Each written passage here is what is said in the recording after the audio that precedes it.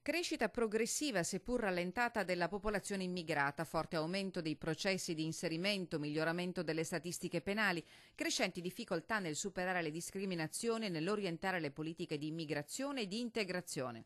Sono questi gli elementi emersi nel dossier statistico Immigrazione 2015 presentato a Mestre e in contemporanea nelle principali città italiane. 500.000 residenti stranieri regolari che evidentemente contribuiscono anche alla tenuta economica della nostra regione. Nel comune di Venezia il 15 ottobre 2015 gli stranieri presenti erano circa 34.000, circa 800 unità in più rispetto allo stesso periodo dello scorso anno. Nel capoluogo di regione l'incidenza degli immigrati è pari al 9,5% della popolazione residente, oltre 2 punti percentuali in meno rispetto a Verona, che fra gli altri capoluoghi del Veneto è la città con il più alto numero di stranieri. Una popolazione comunque in calo nell'ultimo anno di circa 3.000 unità in Veneto, dovuto probabilmente all'effetto della crisi. È proprio la crisi economica ad avere inciso sulla presenza degli stranieri, specie in alcuni settori produttivi come l'edilizia.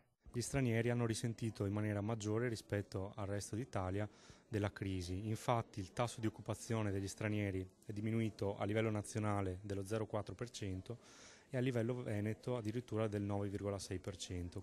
La popolazione straniera ha perciò risentito della crisi, ma nel contempo ha avuto la possibilità di trasferirsi, di cambiare settore lavorativo e quindi di reagire meglio alle difficoltà della congiuntura economica veneta.